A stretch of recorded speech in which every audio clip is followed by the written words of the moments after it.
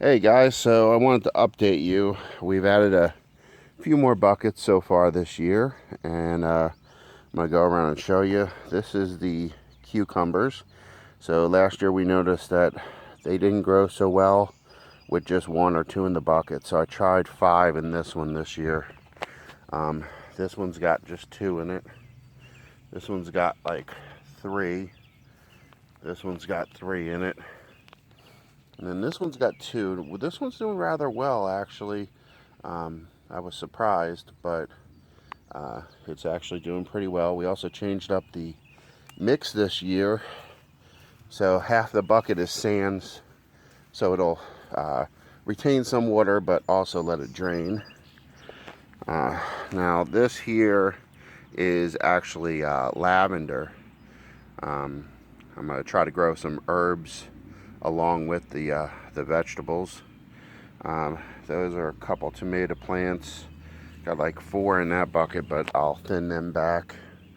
There's 2 here, so I'll thin them back as they grow a little bit, so we can see which ones do the best. This one's got a late start. I don't know why. It's got 4 in it, but I'll have to look at those. I don't know why it's so stunted. So this I may have dropped a few more tomato plants in one spot. It looks like they're the only ones growing. Then I got a few here, tomato plants. So it looks like the other side, the tomato plants didn't take it all. Now this bucket down here, this one is actually corn.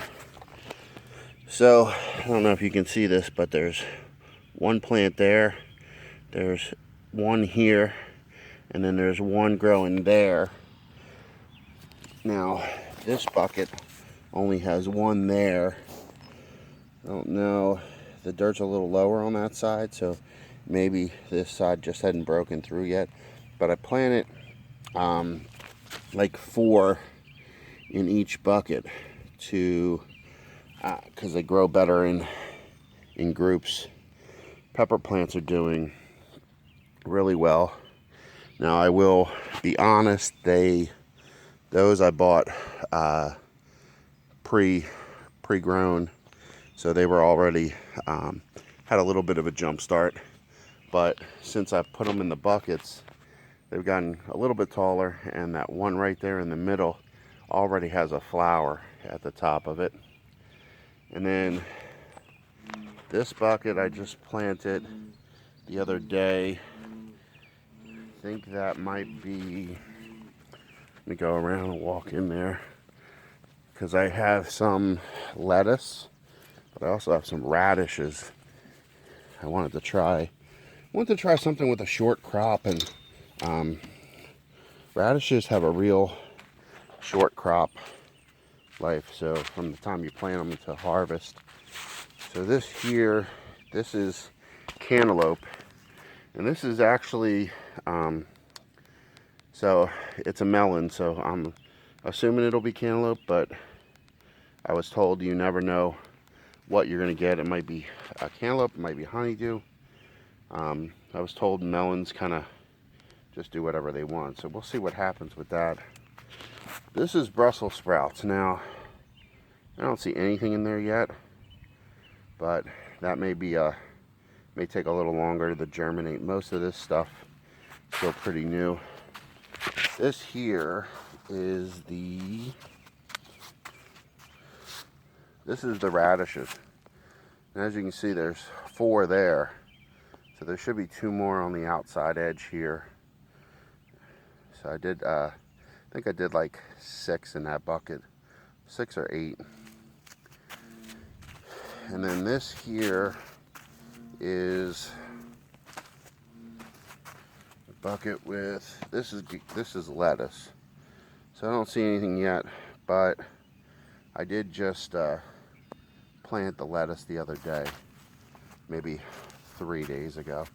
So it's not surprising to me that it hasn't shown anything. But we have we had a late winter, so it's middle of March here, and you know, we had a late start because we still had snow and stuff the first week of end of April, beginning of May. So, I mean, not March, it's May. This is a bucket with watermelon in it. Now, there's nothing coming up yet. This is also watermelon. Just planted them the other day. They should pop through within the next few days. But I'm hoping that they'll trellis up here, and I'll get some stuff to hang to support them. But I seen that as a great way of growing watermelons vertically. So I thought I'd give that a try this year.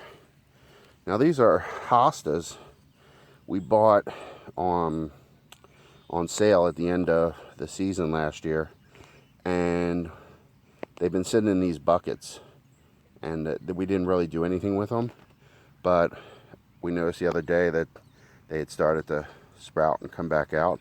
So we weren't sure because we lost a lot of plants that were in buckets and above ground.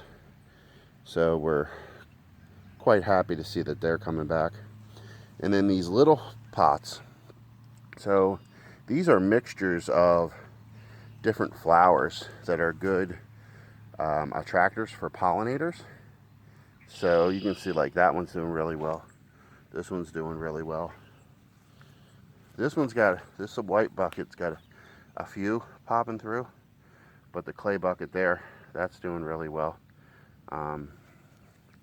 This big bucket now, I split 2 packs, half and half in each one of these, and for some reason this one's doing really well, but this one has nothing yet. There might be one little one starting to peek through, so we'll see what happens. If I don't see something coming through in the next couple of days, I'll go get some different seeds and plant those. They might have just been some really old seeds. This one here is actually prepped for herbs, and this is prepped for herbs. I bought basil seed the other day. So that's the bucket garden. And well, I'll show you one other thing. So this is a little shrub. I forget what it's called, but my wife found it in the flower bed out there, just growing kind of next to the shrub, a little tiny one. She planted it last season, and it's thriving pretty good, so she'll get a little free shrub out of the deal, which is always a bonus. If you buy plants, you know how expensive they can be. But so that's the bucket garden. And so this year we decided to increase the number of buckets. Last year I think we did like 10 buckets. So this year we decided to increase the number of buckets, and I got about 30 more up here that I need to plant. But I'm gonna wait and let this stuff get a little jump start, and then I'll start planting the rest of it in about a month or so.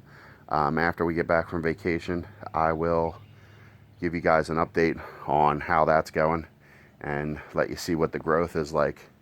If you guys have any comments about things that you've done as far as bucket gardening, and anything that you think might be helpful, feel free to post it in the comments below, and you know, let me know what you did. Maybe if you got videos, link into it so I can go check them out.